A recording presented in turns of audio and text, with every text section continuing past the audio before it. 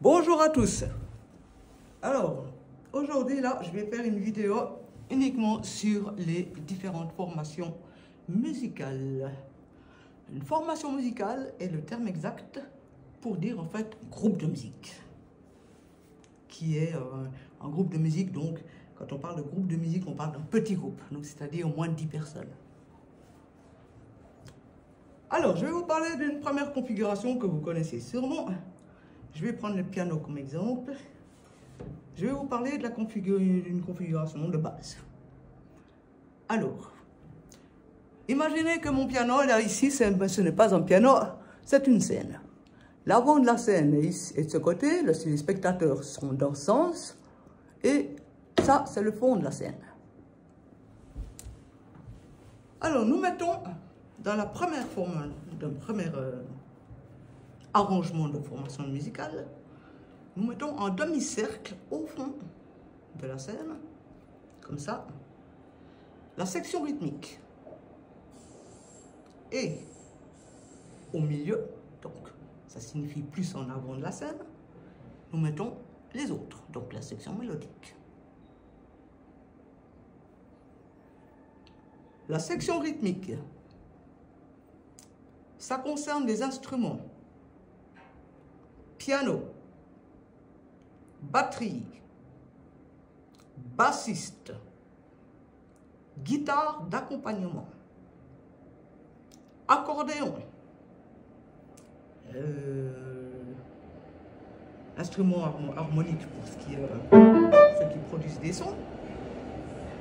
Je crois qu'il n'y en a pas d'autres, hein. Accordéon, clavecin, piano, orgue, mais vous n'avez pas des orgatio là-bas. Donc si ça vous en touche. Piano. On met ça au fond. Alors, on a l'habitude de mettre généralement le batteur au milieu et de chaque côté, le bassiste, le pianiste, à gauche ou à droite, c'est égal, peu importe. Et on fait le demi-cercle comme ça. C'est une première configuration pour la section rythmique.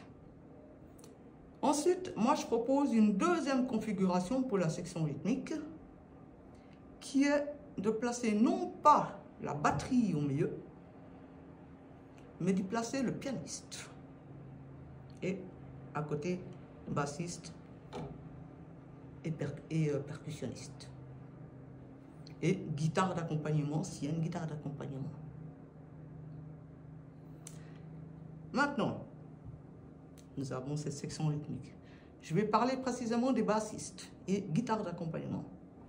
Si, dans le petit coin du bassiste, il se révèle qu'il y a un bassiste plus une guitare d'accompagnement, ou alors deux bassistes, des fois ça peut arriver. Moi j'ai joué dans un groupe, il y avait deux bassistes. Une chose à vous méfier, les guitaristes bassistes. Quand vous êtes dans la configuration là, si vous êtes deux à ce poste, mettez vos amplis à ce que les sorties son ne sortent pas exactement au même endroit. Parce que sinon les sons vont se mélanger entre les deux instruments, entre la basse et la guitare. Et pour les autres instrumentistes, c'est plus difficile de différencier qui joue quoi. Donc vos deux amplis doivent être directionnés un petit peu dans des directions différentes. C'est-à-dire, si le bassiste il met son caisson et puis que ça va tout droit comme ça, bah, le guitariste il met le caisson un petit peu comme ça de biais. Ça suffit. Voilà. Ça, c'est une attention sur les bassistes et guitaristes d'accompagnement si vous êtes ensemble dans la formation musicale. Ensuite, en avant, comme j'ai dit, là, nous mettons tous les instrumentistes mélodiques.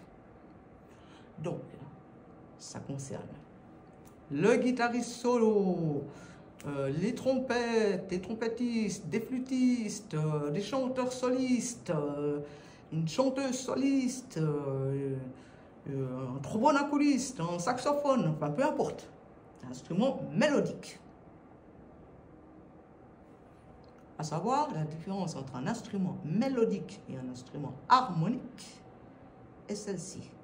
Un instrument mélodique, c'est un instrument où nous ne pouvons jouer qu'une note après l'autre. Donc,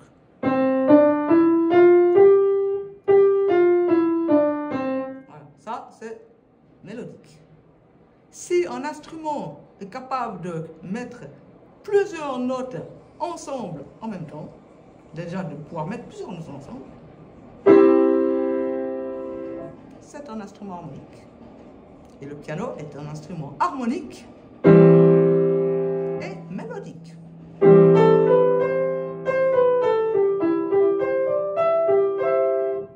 Nous avons les deux possibilités, les pianistes.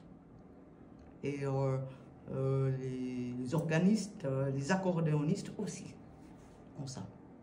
Voilà.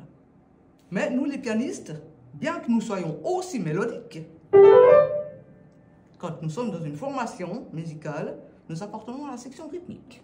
Donc nous sommes dans le demi-cercle du fond de la scène. Voilà. Maintenant, je vais parler un petit peu du groupe qui est au milieu. Dans le groupe qui est au milieu, placez-vous, tous les instruments mélodiques, hein, placez-vous au milieu de la scène, au milieu du demi-cercle que forme la section rythmique, de manière à ce que vous pouvez visuellement tous vous voir, les uns les autres. Chaque instrumentiste doit pouvoir voir les autres. Peu importe comment vous vous mettez, mais que vous puissiez au moins jeter toujours un œil sur vos amis, sur vos collègues musiciens. La section rythmique, je n'ai même pas besoin d'en parler pour pouvoir garder un œil sur les autres, parce que justement, par le fait que vous êtes en demi-cercle, ça vous permet justement de pouvoir vous regarder entre vous pour être bien ensemble, parce que la section rythmique doit soutenir tout l'ensemble de la musique. Et ça vous permet aussi en même temps de bien voir tous ceux qui sont en avant de la scène, donc tous les instrumentistes mélodiques ainsi que les solistes, pour pouvoir être tous en même temps, tout simplement, hein, parce que si on ne se regarde pas, d'ailleurs ça j'ai vu plusieurs fois dans des petites vidéos de groupes de formation musicale venant d'Afrique, on vous a pas vraiment encore enseigné à vous regarder les uns les autres, alors que c'est une des premières choses à apprendre quand on joue à plus qu'une personne, c'est-à-dire des deux personnes. Voilà. Nous devons tous nous regarder, c'est d'une importance fondamentale. Alors voilà, nous avons maintenant notre section rythmique, notre section et au milieu nos instrumentistes mélodiques avec le soliste ou la soliste ou les solistes qui sont dans ce groupe-là. Si vous avez une chorale avec, la chorale par exemple, hein, eh ben, vous ne l'incluez pas dans ce cercle-là, dans le demi-cercle, ni au milieu de la scène. Vous vous arrangez pour que la chorale soit déplacée soit sur un côté, sur un autre, ou sur une estrade, derrière l'orchestre. La chorale se place toujours derrière l'orchestre. C'est toujours comme ça. Voilà. Si jamais vous avez une chorale qui va avec. Maintenant, je vais parler du rôle d'une personne que vous allez devoir choisir dans chacune de vos formations. C'est le rôle du, j'aime pas dire ce terme, mais ma part, on va dire ça comme ça, chef. J'aime pas dire ce terme avec vous, parce que je sais que vous avez tendance à vous battre pour être le chef, alors que ça ne prête pas à bagarre. Le chef doit être la personne la plus formée au niveau musical. Choisissez parmi vous la personne que vous considérez comme étant la plus formée et compétente au niveau de son instrument déjà, et qui a une culture musicale déjà bien établie. Voilà. Vous choisissez une personne comme ça, dans le groupe. Voilà, maintenant vous avez votre formation, vous avez le demi-cercle de la section rythmique. Je vous ai expliqué comment mettre la section mélodique au milieu, bien se regarder les uns les autres, la section rythmique, de toute façon, vous voit. si vous avez une chorale, soit vous la mettez sur une estrade derrière l'orchestre, soit vous vous débrouillez pour la placer à gauche ou à droite, mais vous ne l'incluez pas dans le demi-cercle de l'orchestre. Parce que l'orchestre, la petite formation musicale, c'est un orchestre. Même si c'est un chanteur soliste qui est au milieu. Ensuite, comme j'ai dit, vous décidez de qui va être le meneur ou le chef de l'ensemble. Maintenant, le rôle du chef de l'ensemble. Son rôle. Je m'adresse maintenant à vous, les chefs de groupe. Votre rôle, c'est de, avant chaque morceau, vous devez donner le tempo auquel le morceau va être joué. Vous indiquez ça au batteur. Vous regardez en clin d'œil le batteur, vous faites un petit peu des petits gestes comme ça, vous avez chacun vos codes, ou 1, 2, 3, 4, vous tapez du pied au rythme que vous désirez, peu importe, prenez votre code. Ça, c'est pas important. Mais vous devez indiquer le tempo au batteur. Et généralement, dans ce genre de formation, c'est le batteur qui donne le départ du morceau. Il fait 1, 2, 1, 1, 2, 1, 1 et 2 et 3 et 4. Pam! Et tout le monde démarre. 1, 2, 1 et 2 et 3 et 4. Pam! Tout le monde démarre. Ça, c'est le batteur. Et même, il met des baguettes en l'air comme ça. Tam, tam, taga, taga, taga, tam. Fram! Ça, c'est généralement dans les formations, on sait, ça démarre. Ensuite, je reviens sur le chef. Le rôle du chef. Une fois que le morceau a démarré, que le morceau commence à se dérouler, bien, tout ça, tralala, pouet, tout va bien, tous vos musiciens sont en place, tout le monde joue en même temps, tout le monde est content. Mais maintenant, imaginez que vous avez des moments d'improvisation attribués à chaque musicien. Par exemple, vous avez un moment d'impro ou de solo. Solo, impro, c'est égal. Et des solo et impro, ça va ensemble. S'il y en a un qui improvise, c'est forcément un solo. Mais un solo peut être écrit aussi, par contre, c'est différent. C'est vous qui devez donner le départ au soliste, à l'improvisateur et à celui qui improvise. Vous lui donnez son départ, son entrée. Donc, c'est-à-dire que le chef est capable de compter le nombre de mesures. Par exemple, si vous décidez que vous faites un blues, vous donnez 12 mesures, on partage par 12 mesures, on donne 12 mesures au premier, les 12 mesures au second, les 12 mesures au troisième, et ainsi de suite. Donc, le chef donne le départ de chaque départ d'impro. Autour du pianiste, il fait ses 12 mesures. Quand on arrive à 11, le chef doit déjà avoir regardé le musicien suivant pour le préparer. Et puis, à la fin des 12, 2, 3, 4, il donne le départ au suivant. Et il fait taire le premier, si le premier a de la peine à avoir calculé. Donc, il fait un geste à celui qui termine et il donne le départ au suivant. Et ainsi de suite. C'est vous qui donnez les départs des choses et des musiciens. Et qui arrêtez les solos pour donner la place ensuite au suivant. Voilà. Ça, c'est votre rôle. Donc, le rôle de chef, voilà, hein, faut pas se battre pour avoir ce rôle, ça sert à rien. Ensuite, de quoi je pourrais parler plus en général? Plus en général, je vais reparler des bassistes et des instruments, principalement des bassistes. Méfiez-vous les bassistes avec votre caisson de basse, parce que quand vous êtes dans la section rythmique au fond, n'ayez pas la tendance à mettre plus fort, toujours plus votre son pour pouvoir vous entendre. À la limite, réglez mieux votre petit retour pour que vous vous entendiez. Mais pour que dans l'ampli général pour le public, laissez le réglage que vous avez décidé avant. Parce que si vous commencez à augmenter la basse, parce que vous n'entendez, vous, depuis la scène, rien, sachez que les vibrations basses se répercutent dans le fond de la salle.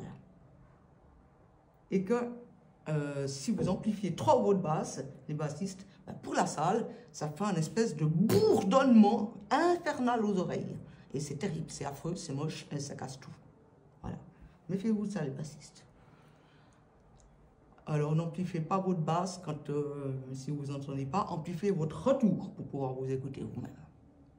Une fois que les réglages sont terminés pour la prestation. Voilà. Qu'est-ce que je pourrais vous dire encore qui est important? Ben, important, oui, c'est de bien se regarder, toujours, les uns les autres. De toujours jouer très bien ensemble. Je vais donner encore une indication pour les pianistes. Les pianistes, vous allez être, je suis sûr que vous êtes les premiers à étonner à vous dire quoi? Je suis en section rythmique, moi enfin, je joue des mélodies.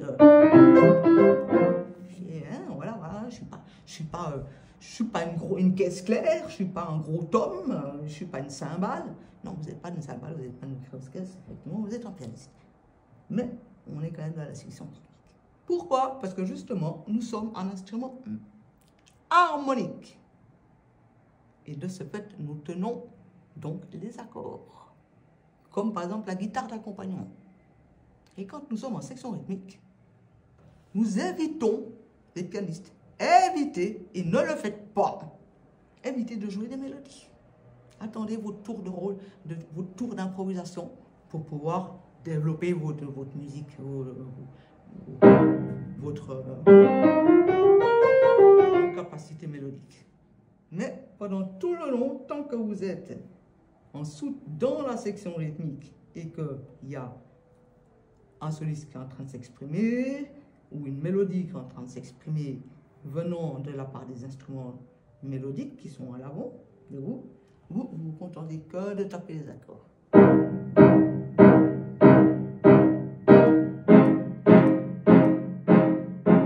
Ah, vous n'êtes pas obligé de faire 4, 4, 4, 4, 4 comme ça, hein? Ça c'est même un peu fatigant si vous le faites que comme ça. Mais vous lui donnez de la rythmique, justement, section rythmique.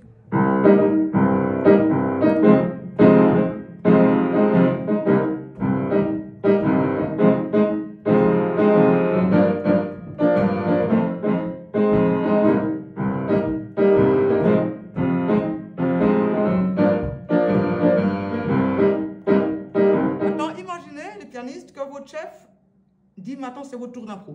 Vous êtes là en section rythmique. Et maintenant, vous prenez votre tour d'impro. Et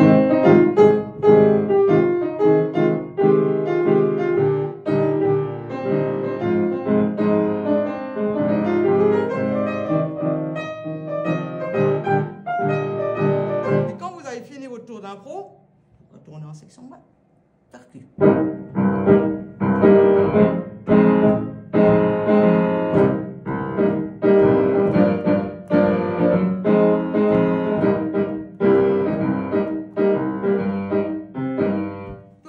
Alors j'ai fait un rime comme ça. Mais par exemple, les sébonistes, justement, vous ne vous contentez que de faire les en 4, en 5, en rythmique, comme vous le faites si bien d'ailleurs dans le sébon. Tous les sébonistes là. Moi j'y arrive pas, vous faites des trucs.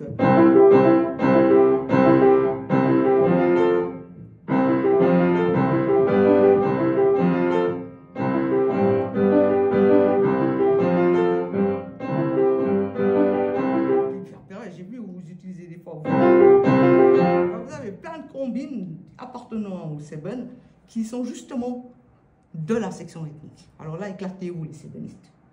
Tous ceux qui savent jouer les sébon. Éclatez-vous. Parce que pour la section rythmique, c'est parfait. Voilà, je crois que j'ai plus ou moins dit tout ce qu'il y a à dire sur une petite formation musicale. S'il y a encore des questions, vous pouvez volontiers venir me les poser